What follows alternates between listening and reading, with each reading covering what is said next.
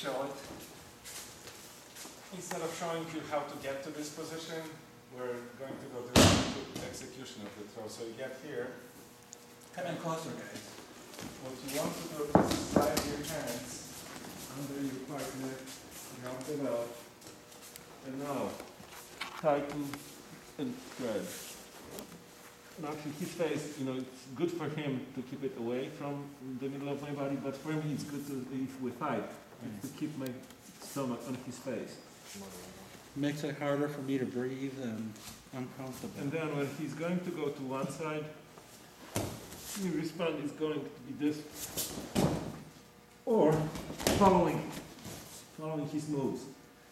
You can either block or respond to what he's doing. If you feel like he's going to tip you over,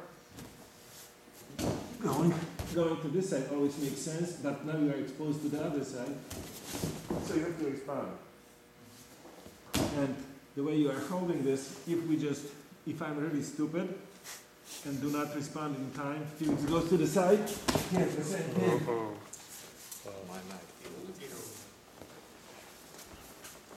That's really dangerous. If you do not respond in time, he gets exactly what you had. Maybe we should start with this. Can you explain when would you have your knees up versus out? Okay. If you feel like you are going to move quickly, it's best to keep your knees on the mat because you can respond.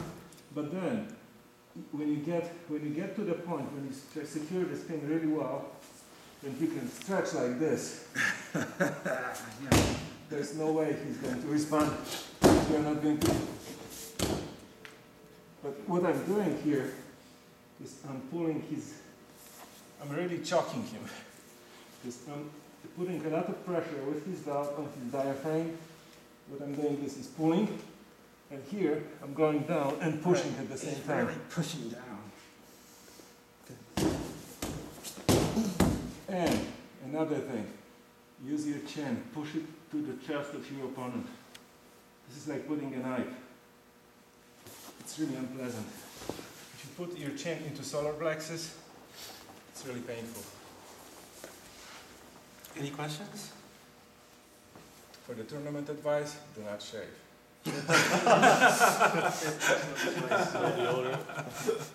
Imagine not shaved chin here. It's really painful. My uncle used to do that to me. Don't shave your face, you just rub it in my face. It's like, ah. If you can get it, it's a pretty strong pin. It's a very strong pin. Maybe I just show it on you because he seemed to be a good guy. On your back. Okay. Look, if you hold it like this, that's being a nice guy.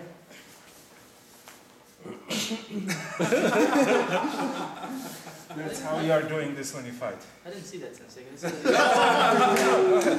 want to go. Relax with it. I mean, come on, Victor. You wanted to see it. When he said it. Poor Victor. Well, first we start kind of from this position. Pull here and do this, okay?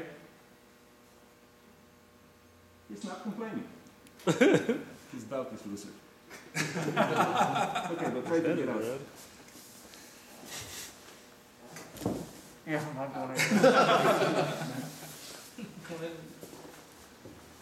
And actually, this is a very important. If you have loose belt, it's a bit more difficult to hold this pin. He has much looser belt than you do. So, for the tournament, don't tie your belt too tight.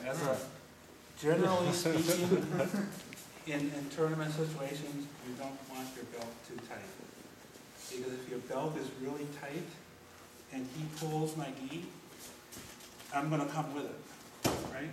If my belt is loose, see, the first few, I can now... He just tapped his stomach. Now it gives you just a slight bit of warning that he's going to do something. Besides, you can breathe better when this is slightly loose. You should have a good knot, though, so it doesn't come loose all the time. because you get penalty for that. Right. But generally speaking, your belt shouldn't be so tight that when somebody pulls you, it doesn't easily come out. I'm used to wearing my belt like I do for kata tournaments. This is too tight. For kata, you want it tight because you don't want to be disheveled like this. Actually, in kata, if you compete and your gi looks like this, Yeah. you lose points. You lose for a series. Your gi has to be in this. I mean, like this belt I'm not using because one side is going like this, the other one is going that way. Both ends have to go the same way. And your gi has to be perfectly in order all the time. Okay. Okay, let's pair up and practice Kami Shiho Gata.